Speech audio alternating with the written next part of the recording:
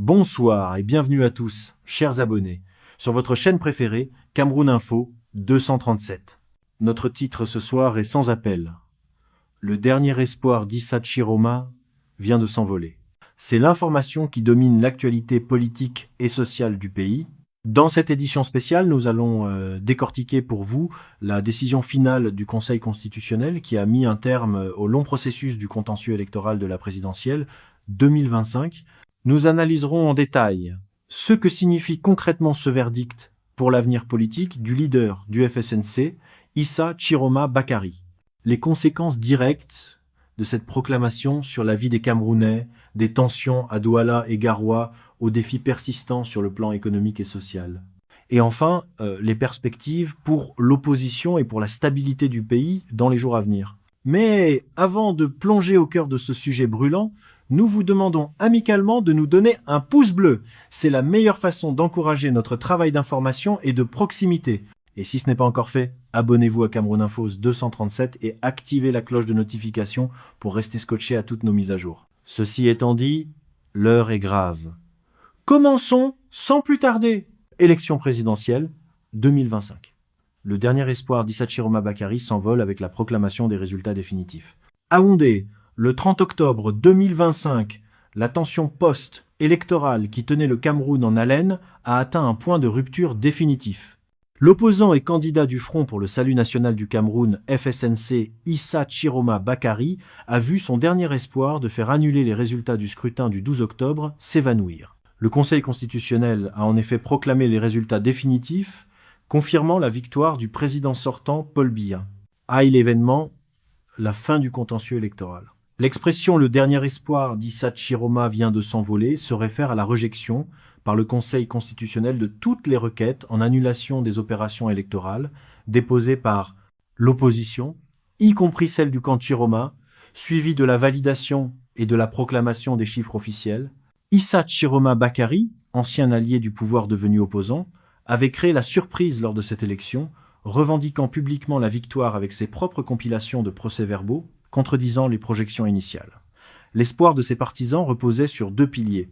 La reconnaissance de sa victoire par les instances officielles, l'annulation du scrutin pour fraude massive, ouvrant la voie à une nouvelle élection, ou du moins à une révision des résultats, la décision du Conseil constitutionnel de valider la réélection de Paul Biya pour un 8e mandat met un terme, sur le plan légal et institutionnel, à ce processus. 2. Explication détaillée, l'impact sur la vie actuelle au Cameroun.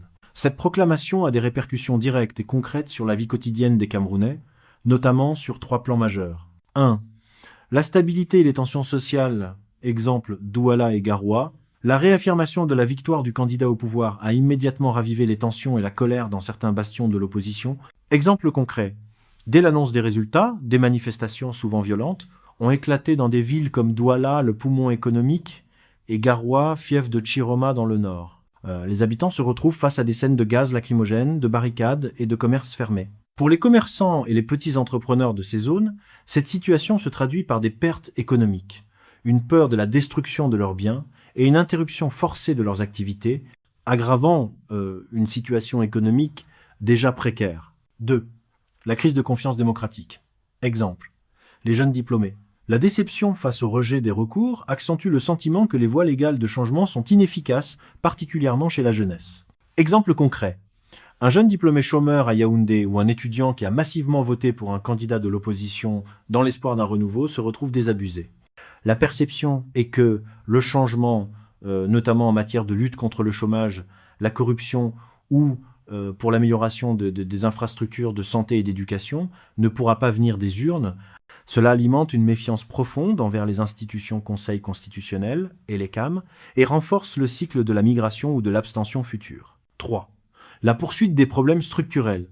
Exemple, l'accès aux soins. L'absence d'alternance, perçue comme un maintien du statu quo, signifie pour beaucoup la stagnation dans la résolution des problèmes fondamentaux.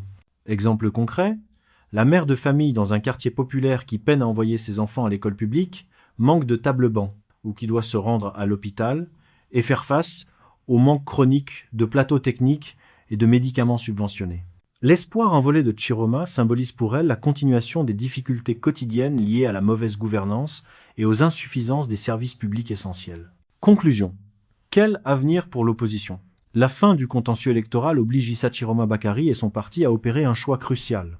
Poursuivre la contestation par la rue, au risque d'une répression accrue, comme on l'a vu avec les récents déploiements de forces de sécurité, se recentrer sur une opposition parlementaire si le FSNC a obtenu des sièges, et se projeter vers les prochaines échéances locales.